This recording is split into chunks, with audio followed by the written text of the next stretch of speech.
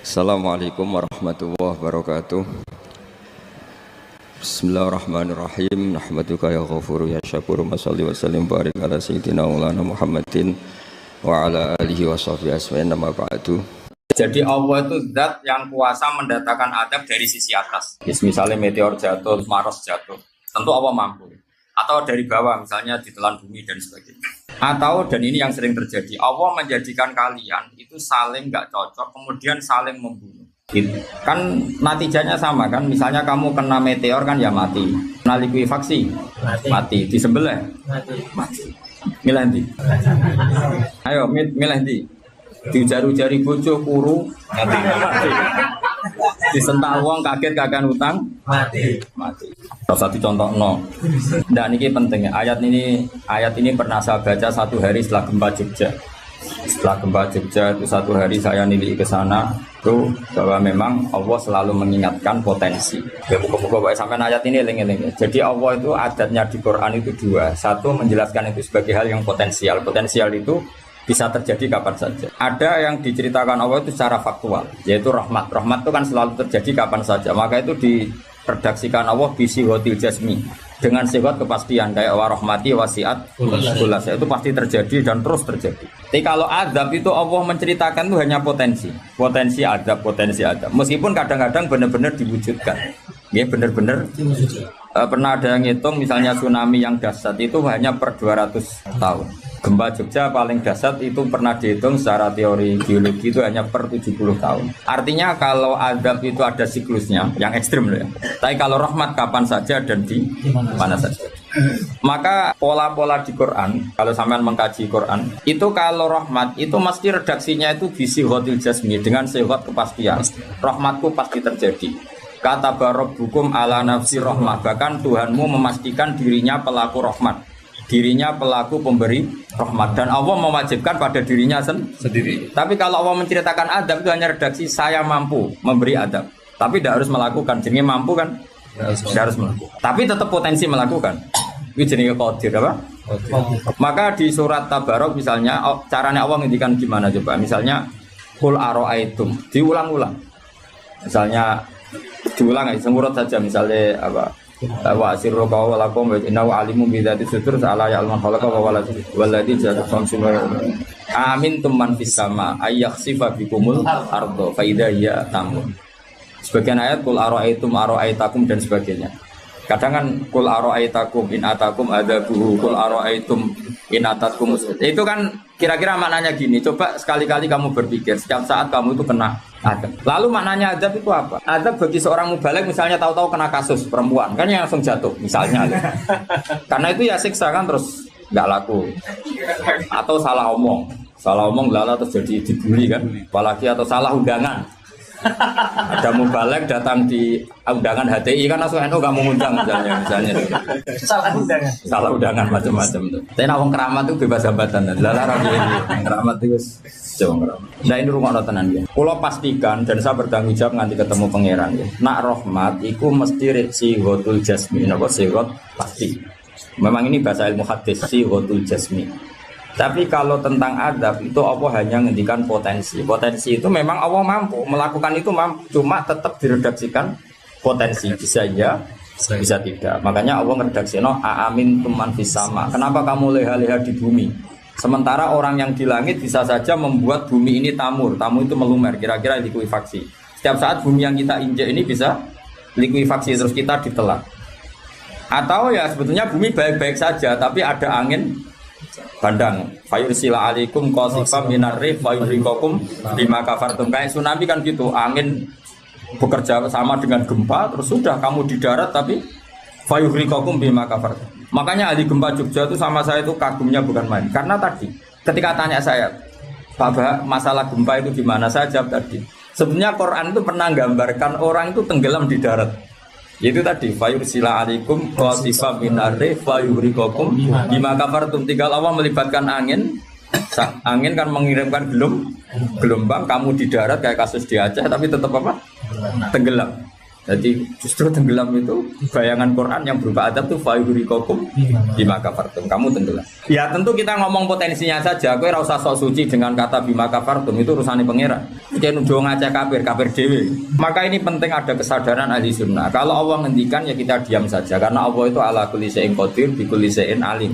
Kamu tidak usah kecangkeman orang Aceh diadab karena banyak maksiat, ke malah goblok yang telulas. Podo-podo maksiat yang Aceh, maksiat yang Bali. Bali le maksiat wong Hollywood le maksiat wong Cina malah komunis. Enggak usah ngomong gitu, pokoknya adab itu Allah kuasa mengadab siapa saja. Tapi kita berhenti di situ, enggak usah ngomong siksa karena dosa. Karena kalau kamu ngomong dosa diperbandingkan ada daerah yang lebih dosa atau itu enggak wilayah kamu. Terus misalnya ono kisah melarat, Qur'ane ra barokah.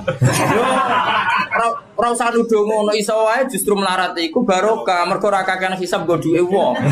Justru pidato laris iso ora barokah, kakean nggo duwe wong. Rumang samu ora ono tanggung jawab. Kan kita tidak pernah tahu. Jelas ono walatus aluna yauma idzin anina. Semakin dapat banyak tanggung jawabnya semakin banyak. Ora iso terus pilih-pilih wah ilmuku barokah laris-laris mbahmu. Enggak mesti semua di dunia itu enggak mesti semua. Yang sedang rezekinya banyak bisa aja hisabnya banyak. Tapi bisa saja memang barokah. Wong bodoh ya melarat wis iki. Tapi sing ra rezeki iso wae azab, iso wae ngringakno hisab. Kita kan enggak pernah tahu. Nawali mesti ngringakno hisab. Tapi nak rawali pancen ya aki-aki adab. Umume wa may takila alahu makhraja. Wong ora tau untuk makhrajan wis perlu dicurigai. Saulang lagi ya. Maka baca Quran di akhir zaman itu separuh tidak apa-apa. Ya sudah Allah itu mampu yughriqakum. Tapi untuk orang lain tidak usah kamu tuduh bima kafartum. Karena yang kamu tuduh itu orang Islam. Tidak perlu kamu bilang tsunami aja karena orangnya dosa. Kowe itu sopo? Kok ngerti tulisan Allah Mahfud itu kalau karena ya sudah, roh kita tenggelam itu saja yang kita ngerti iyanan. Tapi rasa ngerti sebab.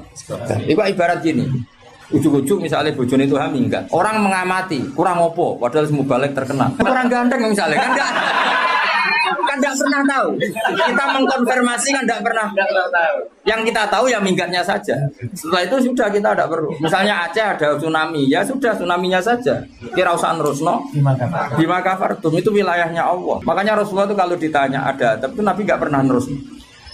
Ya sudah ada adab, tapi kalau mansus misalnya kaum Milot itu mansus karena adab. Tapi kalau orang Islam kan enggak mesti adab. Saja hukuman yang menjadikan malah mlebu swarga.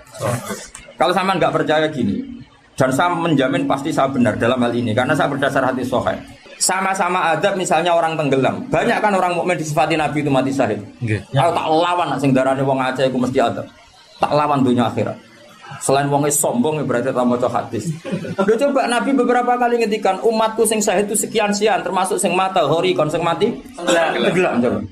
Artinya ada bentuk gharik yang justru syahid. Cangkeman dora tahu ngaji kecangkeman. Oh tak lawan dunia akhirat. Karena sok sucinya. Sudah kita baca ayatnya berarti fayuhriqakum saja. Soal bima kafartum itu otoritasnya wilayahnya Allah Subhanahu wa taala. Do sok suci do cangkeman. Oh tak lawan tenan. Nek wong ku mlebu swarga aku usul pangeran. Ampun Gusti. Niku nate ngenyek tiyang wong sak provinsi. Sok sucinya. Banyak orang mati divonis misalnya kamu, wah iku krana adab. Ternyata Nabi ngendikan maktun wong lara weteng syahid. Gharik syahid, mahdum syahid. Orang yang mati korban, kan kita tidak pernah tahu. Ya sudah bodoh-bodoh tidak pernah tahu, pakai yang husnul khotimah saja, pakai yang husnudzon saja. Ono hafid kok mati umai rubo. Milih sing husnudzon ae berarti sahid. Kategorinya mahdum. Jangan terus ono wah kena azab. Kesuwen oleh ngedol Quran lu ngawur. Oh, tak lawan sing ngomong-ngomong lawan. Ya dadi nak pangeran ngendikan rungokno wae. Tapi kowe ora usah koyok di otoritas kok pangeran ben ngono pangeran. Itu termasuk tafsir yang termasuk saya setuju. Makanya kata Imam Sa'rawi, nak pangeran negur Kanjeng Nabi kira usah melok-melok. Kanjeng Nabi atasane pangeran kira usah melok-melok duwe rasa sesuatu mbek Nabi. Misalnya Nabi ditegur di Abasa, ya biar Allah atasannya Nabi, berhak dong negur. Kowe ora usah di perasaan macam-macam. Lho Nabi kok ditegur pangeran ora usah ngono. Nabi tetap panutan kita ila yaumil kiamah. Itu kan ibarat masyhur lah misalnya Mbah Mun kadang negur putrane. Ora perlu santri ngrasa putranya ada apa-apa. Itu kan wilayahnya Mbah Mun karena sama putra. Kayak aku misalnya negur tuh, aku ora oleh terus ngelok negur tuh aku warat. Lho tuh harus mubalek kowe sapa? Saya ulang lagi ini penting saya utarakan. Jadi Allah saja yang Tuhan ngendikan itu potensi. Saya pastikan lah. Kita semua kenal Allah yang warahmati wasiat. Nabi berkali-kali ngendikan inna rahmati sabaqat ghadab. Sebagian riwayat bukan sabaqat, ghalabat. Setiap rahmatku pasti mengalahkan azabku. Artinya gini, kalau ada potensi azab, ya kita milih itu bentuk rahmat saja dulu, karena itu yang mesti menang. Jadi paribasane aku roh muni, mati kecepet omahe paribasane. Utawa mati tiba ning WC. Misal, aku tetap darani syahid, kategorine mahdum. Ojo aku matine ning WC. Mungkin dia nutupi kewaliane tapi Eba-ebane mati ning apa? Eba-ebane mati ning WC. Enggak apa-apa. Karena menduga rahmat itu lebih gampang karena Allah jelas ngendikan ning hadis qudsi inna rahmati ghalabat ghadab. Berarti gamane pola semua itu lebih baik kamu tafsirkan sebagai rahmat. Nah, kecuali ada sharihul ayat yang mengatakan itu adab, tapi mana ada sekarang udah ada nabi. Misalnya kaum Lut kan Allah jelas-jelas ngendikan itu karena azab, ya sudah kita ikut mengatakan azab. Tapi kalau yang orang Aceh, orang mana-mana kan tidak ada ayatnya. Mulane sing apik itu ngaji sing tenanan. Loh kalau kaum Lut kan binasillah misalnya fijarata kada wa kada terus Allah ngendikan karena azab. Ya sudah kita ikut tentang kaumnya Nabi Lut.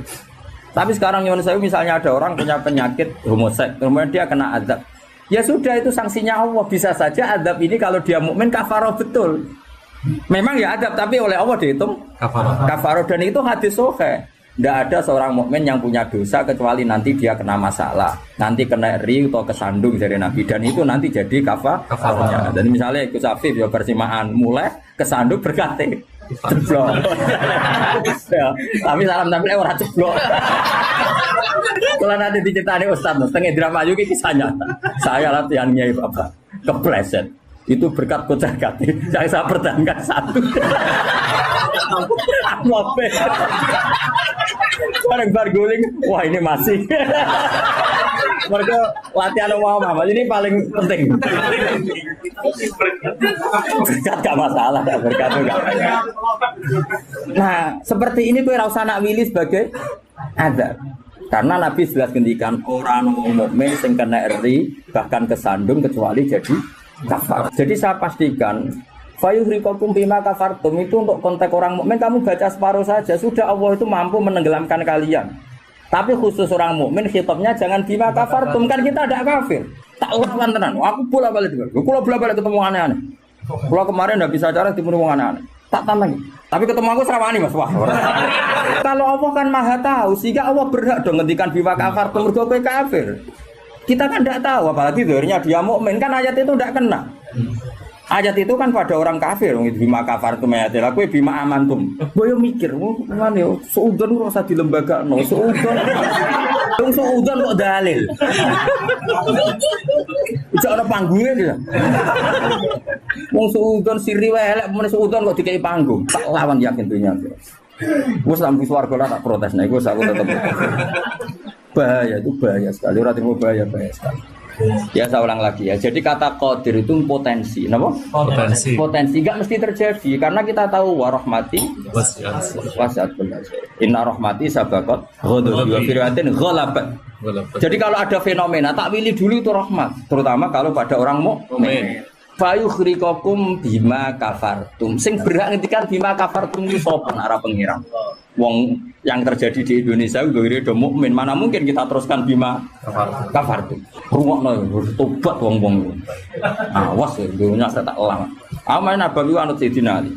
Jadi Sayyidina Ali, aku sok ben ketemu pengiran pertama, nglapor wong sing masalah mbak aku. Ana awwalu man yatsubena yatir rahmanil khusuma. Aku wong pertama sungkeman yang pangeran. Iku apa konfirmasi, musuhku aku bener di. Aku sih yakin ngono. Aku sebenarnya ngono. Ulama dilawan balik kenyek. Ngawur ya. Quran itu pangeran ngendikan apa saja sah karena Allah itu alimum bidzati sudur bikulli syai'in. Alim kita ini siapa? Kita kan enggak tahu detailnya orang-orang mukmin. Enggak usah kamu vonis itu ada. Ya sudah kalau kena adab bisa aja kafar apalagi Nabi berakari ngendikan umatku sing syahid itu mahdum ya syahid, horik ya syahid. Bahkan banyak ulama mengatakan mati cinta itu syahid. Asal gak zino, gak SMS-an loh. Ngempet seneng apa SMS-an wedi dosa. Apa delok wedi terus mati ku syahid ya. Yakin. Tapi nek men delok gambare SMS-an terus bareng kalah saingan mati. Wah. Loh, jangan kira tuh gak sah loh. Salat mayit ditakbiri pira wae? Sah. Masyhur nek ngene fikih, tapi rasa galiran nanya. Loh, aku ahli fikih rasa mbok debat kan banyak mengatakan Allah Akbar itu zikir sehingga jumlahnya tidak perlu dibatasi. Cuma saiki wis milih papat ae. Papat ya umumnya. Aku nganti lali jumlahnya saya. Cuma nak soben suatu saat nak muni mati saya aku pirang jadi pitu Mas. Itu. Istimewa. Istimewa tapi sesat nih itu. Jadi jelas ya, saya mohon sekali. Jadi kayak gempa Jogja, gempa mana-mana kayak ra usah kecangkeman itu darani ada. Karena itu enggak ada kepastian. Mau potensi ya, kalau potensi ada ya potensi loh ya. Tapi kita tahu yang mesti terjadi hubungan kita dengan Allah adalah kita mendapatkan rahmatnya titik. Mergo jelas wa rahmati wasiat. Jelas kepastian kita hubungan dengan Allah itu dapat rahmanya, bukan dapat adabnya. Itu yang pasti. Khisimun ngaten wae kan apa? Ketika terjadi kiamat niku tak khuduhum wa hum khisimun. Jadi manusia itu takdire iku seneng tukaran. Karena tadi sengketa yang mari tukaran, pendapat baik yang masih nyari yang terbaik. Sama-sama kebenaran nyari yang paling benar karena manusia itu dari awal kurang penggawean. Jadi barang apik cek diperdebatno dengan yang luwih napa apik. Sehingga bayangannya pangeran niku sok ben nak kiamat kapan saja terjadi ku wong lagi sibuk para padu, lagi sibuk gegeran. Wes iku wis mesti. Karena tadi manusia niku pun watak dasare niku konflik. Ya tadi misalnya pengurus masjid bahkan mungkin organisasi-organisasi perdamaian itu pas rapat ya tukaran. Padahal organisasi ini perdamaian. Nah, ya tapi pas rapat lalu solusinya apa? Solusinya begini sih, tok debat gini. Padahal napa? Organisasi napa? Perdamaian. Tapi ya tetap tukaran. Asal cek manusia itu tukaran. Uniknya lagi manusia itu kalau ingin damai juga harus punya alat untuk tukaran. Nah orang ya tidak. Lalu kalau nanti ngaji kitab dalam salah satu kitab ada makalah gini. Idza aradta as-sulha fasta'id dalil harbi. Kalau kamu ingin damai, maka siapkan alat perang sebanyak mungkin. Karena logikanya gini ya, kalau misalnya ada bajingan atau penjahat, dia punya bom, punya pedang, terus kamu sebagai orang soleh tidak punya apa-apa, bisa nggak bergening perdamaian? Kan nggak bisa. Mereka terpaksa damai karena kamu punya senjata yang imbang. Jadi kalau musuh kamu punya nuklir terus kayak gak punya apa-apa, ayo damai wae. Kono kan rugi damai. Wong tak bom kena kok damai barang kan gitu. Makanya kamu harus punya senjata yang imbang. Makanya dalam tafsir-tafsir itu diterangkan ketika Allah menyuruh kita wa'iddu lahum mastata'tum min quwwati wa min ribatil khaili turhibuna bi aduwallah. Kamu umat Islam harus menyediakan alat perang sebanyak mungkin. Itu bukan berarti Allah menyuruh umat Islam perang terus mboten. Dalam keadaan dunia yang banyak gesekan seperti ini, orang itu bisa damai justru kalau sama-sama punya senjata. Dan itu teori itu dipakai seluruh dunia. Segamane cara sing didelok wong akeh sing ora jare. Misalnya Amerika kan terkenal dikjaya, Korea Utara ben dirgani Amerika kudu gawe senjata sebanyak-banyaknya. Ya sudah seperti itu sudah teori yang dikatakan Quran. Mata dolim itu nak ora di napa nak ora diimbangi ya mesti yang satu diinjek. Makanya dalam fikih Islam itu lucu. Fikih rodok jorok tapi gelem ra gelem kayak kudu setuju. Nek cara fikih itu kayak di bojo ayu cek elek. Nek ra gelem mbok kumpuli ra wajib mbok nafakoi. Dadi kono iso ngancam gak bukai dhuwit ra tak kei. Ajane rodok jorok fikih. Itu cara fikih memang gitu. Perempuan itu tidak wajib melayani suaminya jika tidak dikasih nafkah. Lucunya fikih yang merovokasi sing lanang dan wong lanang ra wajib nafkahi nek ra dikai iku wis ora usah terangno iku opo. Jadi fikih itu karena ngikuti teori umum. Makanya Mbah Mun itu fikih kata beliau itu, aku mbek fikih ini ra cocok. Aku apa omah tapi dagangan perkara itu. Tapi memang secara prosedur fikih gitu. Mana wong kere-kere itu pancen wis ora entuk jatah kelon karena ra iso nafakoi gitu. Itu cara fikih. Memang seperti itu. Karena kere kok polahan, napa? Kere kok pola. Kalau nak kere kudu ganteng. Jadi orang entuk jatah sing wedok sing seneng lah itu ijek entuk jatah, tapi nek wis kere elek ya wis nelongso perkarane memang. Jadi karena seorang istri wajib melayani suaminya jika tidak kodak nafakoi. Bahkan menurut fikih Islam itu boleh rafa. Jadi oleh rafane hakim, Pak Hakim suami saya kere itu boleh. Dan itu bisa diceraikan oleh siapa? Hakim. Jadi rafa. Karena tadi manusia itu yakhisimun apa? Di mental konflik. Dan mental konflik itu tidak dihilangkan Allah sama sekali kecuali nanti setelah di surga. Makanya Allah ngendikan apa? Wa naza'na ma fi sudurihim min ghillin. Jadi sifat dengki, sifat hasud itu dihilangkan nanti setelah di surga. Artinya di dunia itu antar wong soleh ya mesti hasud. Mana ada sing ora soleh, sing soleh wae kudu hasud. Ya senine ngono. Waduh Indonesia ini rebutan dari presiden iku geger, rebutan masjid geger. Bahkan rebutan ngeklaim nak salate paling sah, torekoe paling bener iku ya geger. Padahal yang ngerti otoritas itu yang pangeran, tapi manusia tetap menang kalah, wae geger.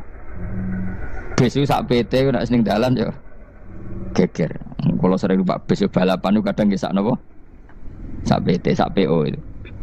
Karena nanti bayangannya pangeran itu ya mesti terjadi yang pangeran sing ngendikan kiamat itu tak khuduhum wahum yakhisimun. Jadi ben ora men yasinan tok ora paham tak tulung bangunan ora paham bangeten. Wahum fi ghaflatin minha bitakhasumin wa tabayu'in wa aklin wasyubin. Mesti manusia itu de mental takhasum saling berebut. Makanya cita-citanya Sayyidina Ali dawuh Sayyidina Ali ana awaluman yatsu baina yadayi rahmanil khusumah dari Sayyidina Ali. Saya nanti pertama ketemu pangeran itu akan melaporkan musuh-musuh saya. Jadi cita-citane dene ngono. Aku lah di rencana ngono. Aku lah di ben seru no. Jebule bareng lapor kok alah wah ya nyoro. Sayyidina Ali pede wae anak gue wis lapor jebule. Salah. Karena apa? Ya itu tadi. Manusa iku wis pokoke ngono. Pertama manusia itu Nabi Adam. Iku ya wis geger mek malaikat. Dari pangeran Adamu khalifah, dari malaikat khalifah kok manusia mesti seneng geger. Tapi malaikat protes iku ya geger dhewe. Wong pangeran sing duwe kawula kok ngangkat digegeri. Jadi mengan pangeran ra trimo. Wong aku sing duwe makhluk gawe aturan kok mbok gegeri. Iku pangeran. Jadi manusia pertama iku wis ribet. Pertama ribet mek malaikat. Bareng Qabil mbek Habil ya ribet mbek dulur. Mulai dhisik perkara wedokan. Jadi sekunane kuno wedok mari ribet. Ka ono wedok tambah ribet. Wis pokoke donya wis ribet wis dinikmati wae no. Dinikmati. Makanya banyak orang top itu. Kalau punya kenalan banyak orang top. Niku ribet itu di manage. Jadi ada salah satu tokoh Indonesia itu terkenal sekali. Nak pidato ra kontroversi ra iso turu, tapi nak wis pidato wong bingung kabeh iso turu. Niku saya sangat kenal orangnya. Saya supire takoki, "Mau piye?" Tak pidato ini bingung cara. Nak dijawab ra bingung kecewa deh. Lene jawab wah bingung sedanten, wah seneng terus iso turu deh. Karena memang konflik itu manusia tetap seperti itu. Jadi apa ya? Kebaikan pun makanya ada guyonan ini betul kisah nyata ini, tapi reputasi bernegaranya ini karena sensitif. Ada negara tertentu yang muadzin itu digaji 30 juta. Jadi orang Arab melarat ini muadzin tok itu 30 juta. Naiknya BMW. Imamnya itu digaji 70 juta. Hitung saja kalau 70 juta satu bulan satu sholat berapa? 70 dibagi 30. Kira-kira berapa satu hari ini? 2 juta, sekitar 2 juta 200 lah. Enggak kayak Indonesia, imamnya fakir-fakir terus muadzinnya fakir-fakir. Dikira itu satu prestasi negara itu karena mengapresiasi, menghormati muadzin dan jebule sing kiai Indonesia aja penek. Madikman ke salat terus. Maksudnya lah madikman ke salat terus lah ono gajine ngono. Akhirnya kecewa dong. Semenjak itu ora berani cerita prestasi negara itu pada Indonesia. Ya dia itu bangga negaranya itu menghormati imam sampai digaji, muadzin digaji. Terus Dikirakan Indonesia dinya. Lima imam Indonesia kan fakir-fakir, kadang wis padasane elek imami dhewe, koma dhewe. Terus macam-macam lah. Nah. Tapi dekne gak ngerti nak Indonesia ku pinter tukaran, pinter debat. Oh, berarti ke sholat terus itu perkara ono gajine tuh. Makanya imam di sana sergap-sergap karena kalau nggak ngimami dipotong gaji. Semenjak itu negara itu nggak pernah cerita prestasinya negaranya mengelola imam.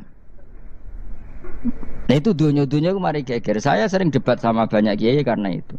Gue setuju di masjid imami digaji sama ndak misalnya saya partai ikhlas, setuju ndak biar ngimami itu ikhlas. Ada yang partai realistis, mereka kan punya keluarga harus dibaji dong, kalau enggak kasihan. Partai realistis versus partai ikhlas. Menang mana coba? Menurut hukumnya Allah mungkin menang ikhlas, tapi partai realistis, masuk uang kok ngimami tok rantuk gaji. Artinya apa? Dalam kebenaran saja bisa diperdebatkan, apalagi barang bener baik batil. Karena manusia itu punya mental wahum yakhisimun. Ya sudah seperti itu. Makanya nanti benar-benar gak ada konflik itu di akhirat. Mulane akhirnya imam gak bangga. Ya surga ngimami mangsane hebat nih, jebule mergo digaji. Mandek man ke salat terus wong ono gajine. Artinya salatnya orang Indonesia itu luar biasa. Imam-imam Indonesia tanpa gaji kok. Ya resikonya kadang mutung, itu kan gak masalah. Tapi ya gak masalah lah, tapi tetap ikhlas timbang napa? Gaji. Mana kula nu bingung saya hafid mulai digaji, ustad digaji, kula bingung ngerti takoki. Kula berkali-kali beberapa pemprov kan ingin mengapresiasi hafid dapat insentif terus ustad. Kula ngerti takoki jenengan termasuk yang setuju apa enggak? Muni setuju iku kok didik uang kedonyan. Muni ra setuju hafid metu dhuwit kok ora oleh. Aku yang mending ini, wong alim ra iso mikir dunya, mending ngono ta jawab. Itu yang tanya itu kadang gubernurnya tanya saya, bupatinya tanya saya, Gus di daerah mana-mana itu ustadz, guru madrasah itu dapat insentif. Cara jenengan Rembang setuju apa enggak? Aku jawabku yo ngelatih ustadz seneng duit yo ora apik. Nentang ustadz untuk rezeki ku yo ora apik. Wong ustadz fakir yo akeh tenan. Nah, kalau kan wong keramat, gak mati masalah cara orang untuk gaji. Tapi kan tidak semua orang keramat. Nah, kalau wong keramat untuk gaji tetap gagal.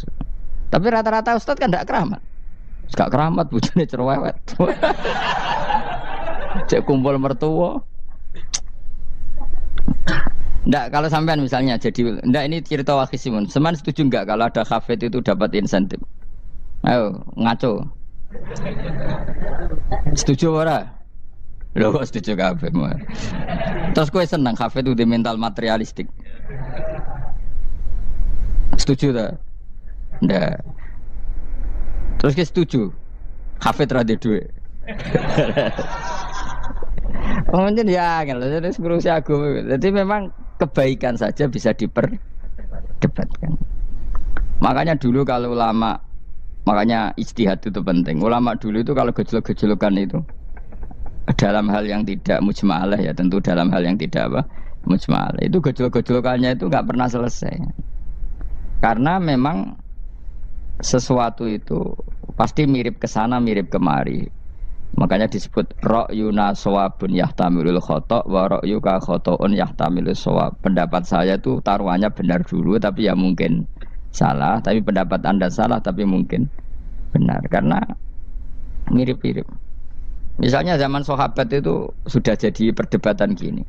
Setelah Mekah ditalokkan Rasulullah dan setelah Rasulullah wafat dan Islam sangat-sangat kuasa, bukan sekedar kuasa lagi, sangat kuasa. Paling enggak menguasai Mekah Madinah. Itu perdebatannya gini. Kita keluar Madinah apa enggak? Sebagian sahabat enggak, kita di Madinah, ini ardu Rasulillah, ini muhajaru Rasulillah, tempat yang dipakai hijrah Nabi. Kita keluar dari Mekah enggak usah. Sholat di Mekah itu fadilahnya sebagaimana 1000 sholat.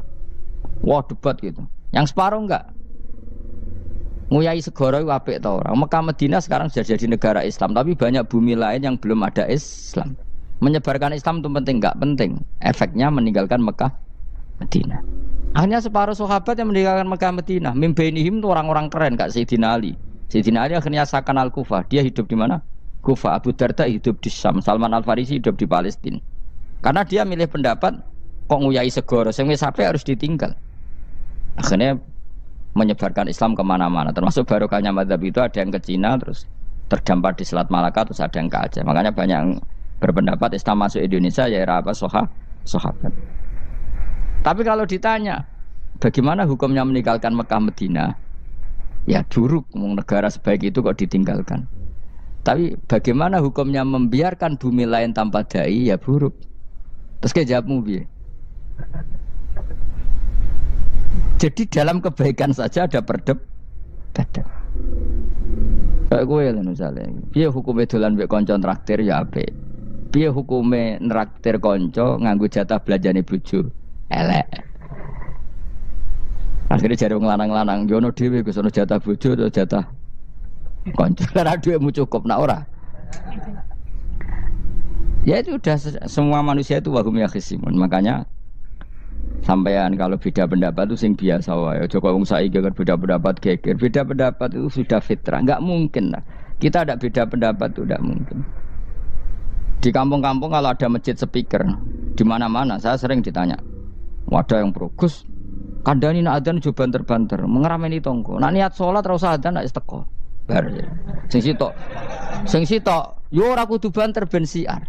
Sing sitok mau sedemen dipisoi tok, mergo sing ora seneng malah mau misoi tok, sing wis seneng tanpa adzan pun yo tanpa adzan rame-rame maksudnya wis salat ke milih ndi. Dulu tuh perdebatannya gitu. Abu Bakar nak wiridan ning masjid tuh wirih banget. Selirih-lirihnya. Umar nak wiridan bianter. Tapi ranggosan sistem mung zaman itu, tapi banter aja. Tapi sing rameni lah, intinya sing rameni. Ketika Abu Bakar ditanya Rasulullah, ya Abu Bakrin, kenapa kamu melirihkan suara? Jadi saya itu malu sama Allah. Dia itu zat maha mendengar. Jadi saya mengeraskan suara itu malu. Kayak pangeran butuh suara keras saya. Umar ditanya, kenapa kamu terlalu keras? Umar jawabannya sederhana, bener-bener ngantuk. Makanya nggak ada satupun ulama yang mengatakan Umar itu afdhalu min Abi Bakar. Kok jawabannya kadang sederhana banget. Malahnya ijma' ahli sunnah Abu Bakar afdhalu min Umar. Kok nak dual jawabannya kok beneran ngantuk. Padahal jawabannya Abu Bakar, kalau nu isin kalian pangeran yang maha pendengar kok banter-banter. Rasulullah dalam banyak hal ya gitu, ketika banyak masalah itu sahabat dongo banter-banter. Nabi duka, innakum latatuna as-somma. Kamu tidak berdoa sama zat sing budek, maka kamu enggak usah banter-banter. Jadi andaikan ada istighosah pakai sound system banter-banter itu ya perlu dipertanyakan. Lah pangeran wis krungu gegere ngono lho apa misalnya. Tapi misalnya mazhab itu kamu pakai, terus ada pertanyaan, dangdutan saja banter, kenapa kalimat thayyibah tidak boleh banter? Masalah mana? Ya asal isi dunia itu masalah. Gemilan dia. Ini cerita saja. Kalau manusia itu istighosah jaluk tolong sama pangeran kan? Pangeran sudah dengar tanpa sound system apa enggak? Kenapa banter-banter? Tapi kalau tadi dibalik, dangdutan saja banter-banter, kenapa kalimat thayyibah tidak boleh banter-banter? Jadi manusia itu memang potensinya itu ya khisimun, dalam kebaikan saja khisimun. Jibril kurang kondangi itu buantai malaikat-malaikat liyane. Masyhur itu. Siapa yang enggak ngerti Nabi Ibrahim? Nabi Ibrahim itu nabi keren. Diobong ning geni ambek Namrud. Jibril datang. Saya utusan Tuhanmu, melihat kamu mau dibakar simpati. Nah terus piye jare Nabi Ibrahim? Ya nak kowe njuk tolong tak tolong ya. Ndak, saya ndak minta tolong sama kamu. Wong kowe padha aku padha makhluke. Kena wani ngomong ngono mbek Jibril. Nabi Ibrahim santai. Maksudnya aku ora ambek aku sing nulung, kowe kondo aku tak kandakno pangeran. Jare malaikat Jibril, jare Nabi Ibrahim, lho nak soal pangeran rasa kondo kowe wis pirsa. Artine ngene lho, padha kekasih pangeran yo bantah-bantahan jenenge wae maksudnya. Nah ngono nang partai politik ora men geger kowe. Mulane ana partai politik geger biasa, wong Jibril wae geger mek Nabi sinten. Ibrahim biasa wae. Mulane ki sampeyan takoki mungkar nangkir kudu wani ben seru napa? Takoki marabuka kula guru TPQ. Ngenyek wong guru TPQ jadi takoki marabuka. Sing mulang niku kula. Sampeyan ra tau mulang malah takok. Jelas. Malik kali. Ben ngerti. Itu masyhur itu, termasuk keramatnya Imam Malik itu gitu. Dia itu punya teman guru madrasah. Neng akhirat dicetakoki mungkar nakir marbuka. Malaikat Malik matur pangeran, Gusti, malaikat jenengan kandhani iki ambek guru tauhid to takoki marbuka. Akhirnya pangeran nyalano malaikat yo sing jenis ngono iku coba takoki. Lucu dong guru tauhid tak takoki. Sesuai Kanjeng Nabi pisan takoki waman nabi uga. Salah perkara tok. Kanjeng Nabi Muhammad terus takoki waman. Piye to aku nabi malah takoki waman nabi uga. Makanya menurut pendapatnya ulama-ulama itu pertanyaan mungkar nakir itu tidak bisa digeneralisir. Tidak semua orang ngalami itu. Saya tidak punya rencana untuk mengalami pertanyaan itu. Karena pasti bila-bila. Nah, angger wong ngono Kanjeng Nabi kena pisan. Terus Kanjeng Nabi apa kena pertanyaan waman nabi uga. Kan ora kebayang. Makanya masyhur itu. Sama lihat itu di kitab Nurul Dzolam itu karangannya Syekh Nawawi. Syekh Nawawi Al-Bantani itu sarahnya apa itu Aqidatul Awam. Yang Nurul Dzolam yang sarahnya apa? Aqidatul Awam itu. Itu dikarang Syekh Nawawi. Itu diantara keramatnya siapa itu? Sayyidina Umar. Sayyidina Ali itu pernah minta ya Allah beri saya kasaf mukasafah. Mau kepengen roh mletene Umar zaman ning dunya anggere wong disentai. Jajal dekne iku hubungane piye mbek mungkar nakir. Wani gak nyentak mungkar nakir. Mergo pikirane Sayyidina Ali Umar tuh ning dunya kenangane anggere wong tau disentak Umar. Jake wani gak nyentak sinten? Mungkar nakir. Minta sama Allah supaya ngalami kasaf. Kasaf itu ya mukasafah lah. Mukasafah tahu alam gaib. Itu di dunia wali biasa. Nah kira tahu ya bangetan. Di dunia wali itu biasa dan itu pasti mustajab. Mukasafah. Umar mati kabundut terus ditunggu nih bedene minta kasaf kan. Tawanan. Umar tangi turu tangi ke kuburane sewante. Mungkin akhir teko dengan wajah yang sangat mengerikan. Sayyidina Ali nyeritakno wajahnya itu kal kidril ghali kaya ompreng sing apa nyala. Wes pokoke seru. Wajah Sayyidina Ali kalah iki kiok rasane kiok. Ternyata apa? Buar mungkin akhir pacak kono Umar ngupatek. Kamu tahu ngedapi siapa kamu? Saya ini teman dekatnya kekasihnya Allah. Ada ini nggak ada Allah kancane. Kamu tahu saya ini siapa? Ana sohibu habibillah. Saya ini temannya kekasihnya Allah. Mungkin akhir mulai mikir, waduh, piye. Orang nyentak wes disentak sih. Ini bisa kamu pakai nanti. Beroh aku. Wah, aku biasa gue jalalan ngalor idul. Jebule jare mungkar nakir, jajal waca. Ya repot. Jawab ya, kan gowo tok ora kon waca. Kan mau gowo tok. Akhir mungkar nakir nangis ning pangeran. Nangis Gusti, selama ini saya biasa nyentak, kenapa sekarang malah dibentak gitu. Terus kata Allah, ya sing sopan sithik iku konco. Semenjak itu mungkar nakir itu punya aturan. Ya ngene aturane, ojo prosedur teman-teman, wae nek ketemu kekasihku ojo garang teman-teman. Semenjak itu sudah ndak segarang itu. Terus Sayyidina Ali intinya terus, oh ternyata konsisten. Maksudnya Umar itu ning akhirat pun masih main sentak. Ya bagus lah konsisten, maksudnya apa? Bagus.